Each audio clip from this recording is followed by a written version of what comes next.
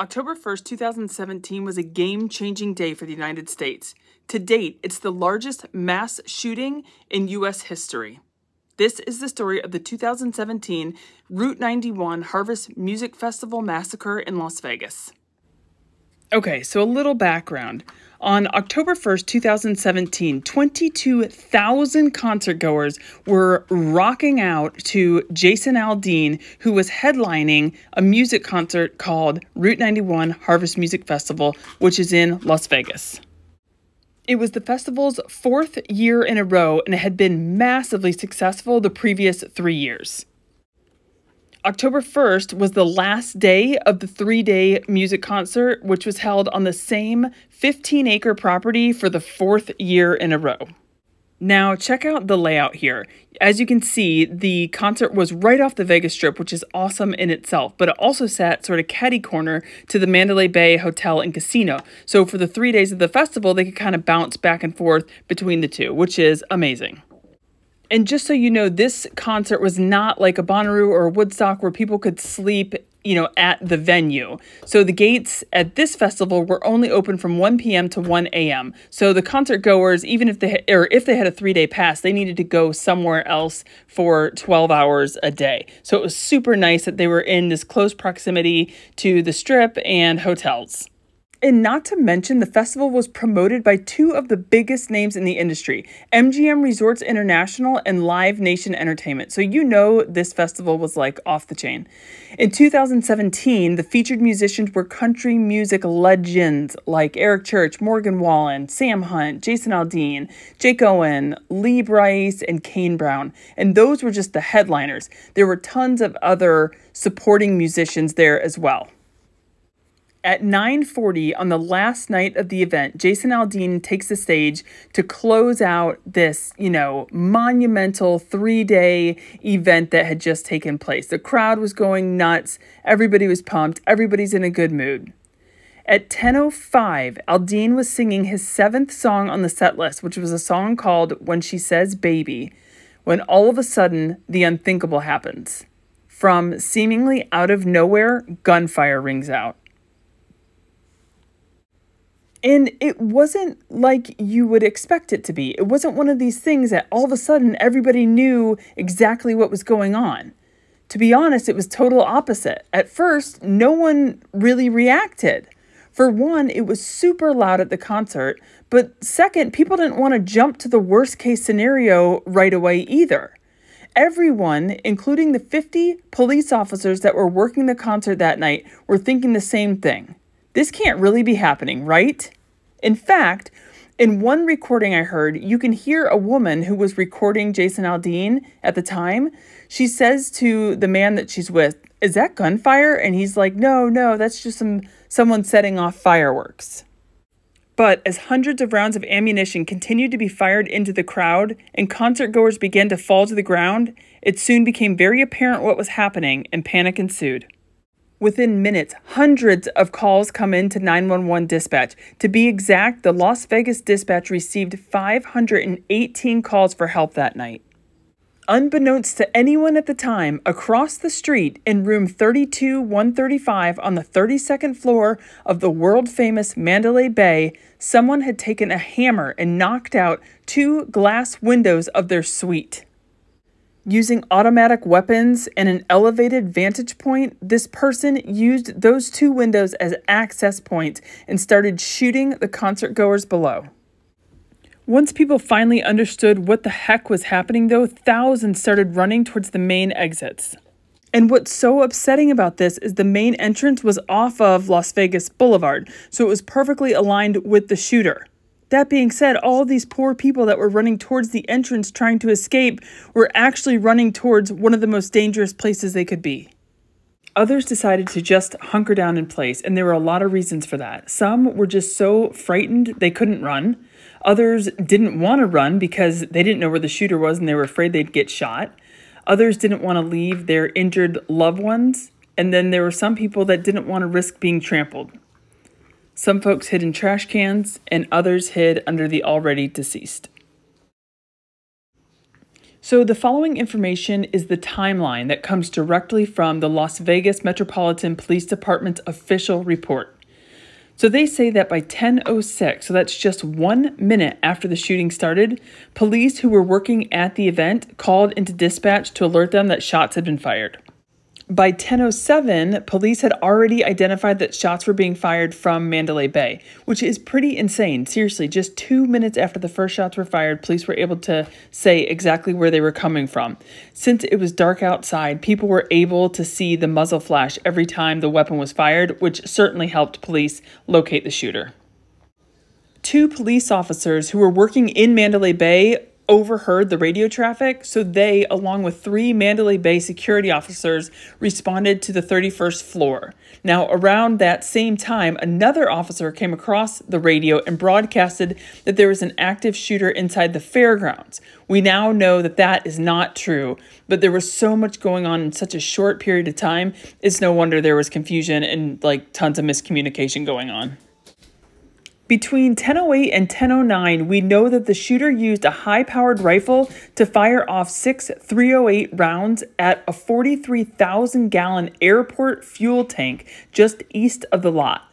The tank was actually on the property of the Las Vegas airport. The particular type of rounds he used are supposed to ignite whatever they hit. That being said, police fully believe the shooter's intent was to cause this, massive explosion. Thankfully, shots 1 through 4 missed. Shots 5 and 6 did hit the tank, but did not penetrate. And for whatever it's worth, I will note that the airport officials have seriously downplayed the potential of this massive explosion. They say that even if a bullet had penetrated the tank, the jet fuel in it is designed to withstand a brief flame without the fuel actually igniting. So, who knows which is true, but I just wanted to throw that out there. At 10:10 p.m., an officer comes across the radio saying, quote, "Multiple casualties with gunshot wounds in the medical tent. Multiple casualties," end quote. At 10:11 p.m., an officer comes across the radio to say, quote, "159 SE, it's coming from the 50th or 60th floor north of the Mandalay Bay. It's coming out a window," end quote. At 10:12 p.m., 2 officers are shot in 2 different locations. At 10:16 p.m., police established the incident command post. Remember, the first shot was around 10:05, so all this has happened in just minutes. The last thing we know is sometime between 10:16 and 10:18, the shooter fires a single round through the mouth and into their head, killing themselves. Okay, now I need to take you back for a minute because while all this chaos was going on, there was another super important piece of information that was happening simultaneously. Moments before the shooting started, a Mandalay Bay security officer, 25-year-old Jesus Campos, was patrolling the floors of the resort when he was dispatched to go check on the stairwell door on the 32nd floor. So he makes his way up to the door, but immediately knows something's wrong. It was sealed shut, for one. He could not get in, and he also saw that somebody had put a metal bracket, sealed it in place, making the door impossible to open. He immediately notifies his manager that something is wrong. He then takes the elevator on the 31st floor up to the 32nd floor. As soon as he gets off the elevator, he hears rapid gunfire. He takes cover and immediately he feels this burning sensation in his leg, pulls up his pant leg, and sure enough, he's been shot in the leg. At 10:17, police start closing in on room 32-135. As they're approaching, they hear that one final gunshot, which we now know was the shooter taking his own life. As police get closer, though, they notice that there's a room service cart with wires sticking out of it that's blocking the door. So, of course, their natural instinct is to think that it's rigged with explosives. So it took police additional time to eliminate any threat. Thankfully, all it was a baby monitor, and its only purpose was video surveillance so someone in the suite could see if anybody was approaching from the hallway. Once gunfire had stopped and the shooter was dead, police immediately started to work on finding out who in the hell had committed this heinous act and why. Very quickly, police learned who the shooter was. He was a 64-year-old man named Stephen Paddock. He was relatively easy to identify for 2 reasons. 1, police were standing in the room that he had rented in his own name just days before. And 2, his lifeless body was laying just feet away from them. Police learned that Paddock's plan to wreak absolute havoc on Las Vegas started on September 25th, 2017, almost a week before the actual shooting, when Paddock checked in to the Mandalay Bay Resort. Initially, he rented room 32135, and then on September 29th, so 4 days later, he rented an additional suite, which was room 32134. These rooms connected by one of those, hotel doors that are in the middle of two rooms. So he opened that up and just had this massive 2-suite space that looked directly over the festival grounds. Over the course of those 6 days, he had the bellhops bring more than 10 suitcases up to his room containing all types of weapons and bullets and bump stocks, like accessories. In total, he had 23 rifles and 1 handgun in the room at the time of his death. Those weapons included 14 .223 caliber AR-15s, 8 .308 AR-10s, 1 .308 Ruger American bolt-action rifle, and 1 .38 Smith & Wesson .342 revolver. Additionally, Paddock had 1,600 rounds of ammunition. Now, beside all these weapons police found, they also found a handwritten note where he had listed distances between buildings and targets, calculations on where he needs to aim to maximize his accuracy, his elevation, and the bullet trajectory relative to the line of fire. Like, he was very methodical in doing what he did. This was not, something he decided all of a sudden. It's very frightening. I threw this picture in just to give you a visualization of what the 2 suites looked like, where you see the red circles. That, of course, is where he smashed out the windows. But I just thought it might be helpful to get a visualization for what was going on. So police found several laptops, one of which was missing a hard drive. Forensic analysts studied the laptops and found hundreds and hundreds of child pornography images on those laptops. Also, random side note, Stephen Paddock's younger brother, a guy named Bruce, was arrested 3 weeks after the massacre at an assisted living facility in LA on unrelated child pornography charges. So apparently this is something that runs in the family. In Stephen's vehicle, police found ammonium nitrate, 1,600 more rounds of ammunition, and 50 pounds of tannerite, which is a binary explosive used to make targets. So the question is, who the hell is Stephen Paddock, and what drove him to execute the deadliest mass shooting in modern-day U.S. history? The FBI would spend the next 16 months answering those 2 questions. So Paddock was born on April 9th, 1953 in Clinton, Iowa, although he grew up mostly in Tucson, Arizona and Los Angeles, California. He was born to Benjamin Paddock and Dolores Hudson and was the oldest of 4 boys. His father, Benjamin, was a career criminal. Constantly in and out of trouble. He ended up escaping from prison, which actually wound him up on the FBI's most wanted fugitives list.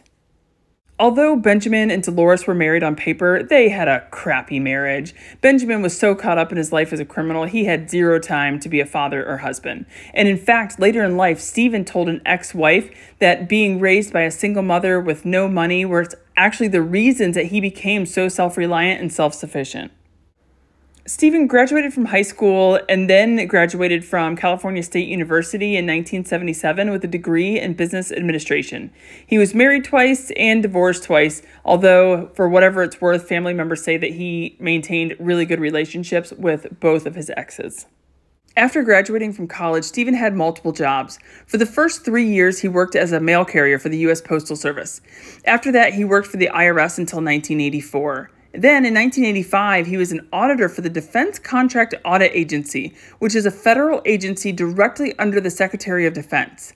Later in his life, he bought and sold real estate in the Los Angeles area, which made him very wealthy. In fact, his 2015 tax record showed he profited somewhere between $5 and $6 million.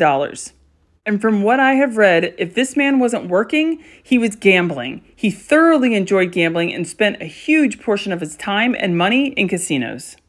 In 2010, Paddock got his first U.S. passport and used it heavily.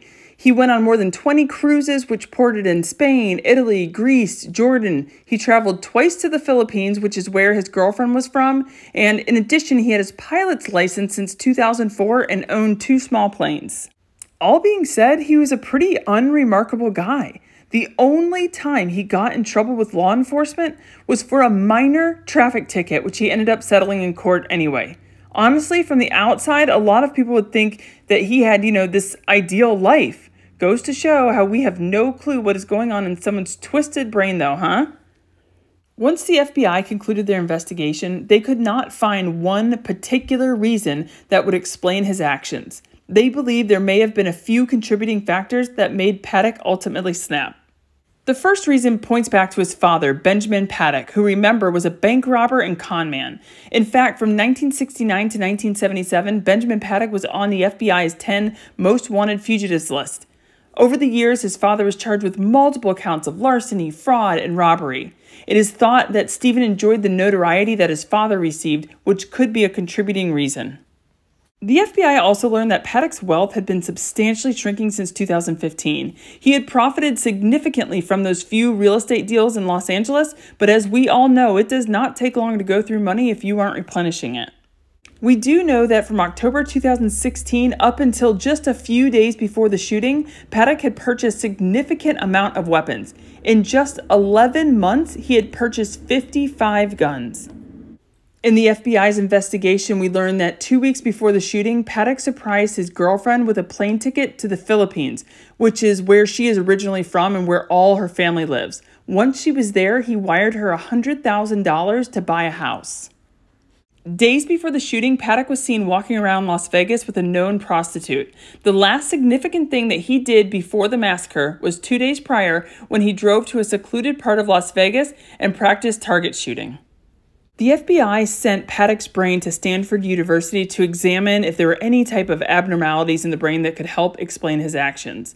The report came back, though, saying that there were no abnormalities and the brain was normal. ISIS also tried to claim the massacre, stating that 6 months prior to the shooting, Stephen Paddock had joined ISIS. The FBI was unable to confirm even a tiny shred of evidence pointing to that being factual. Regardless of why Stephen Paddock committed this atrocious act, the facts remain the same. 60 people ranging in age from 20 to 61 were killed and more than 800 people were injured. Paddock was able to fire 1,100 rounds into a crowd of 22,000 people in just 10 minutes. So far in 2023, the United States has documented over 400 mass shootings. This is a record-breaking year, which is so incredibly frightening. Every year we seem to break another record, and it's really terrifying. My heart goes out to everyone who's been affected by this terrible, terrible tragedy.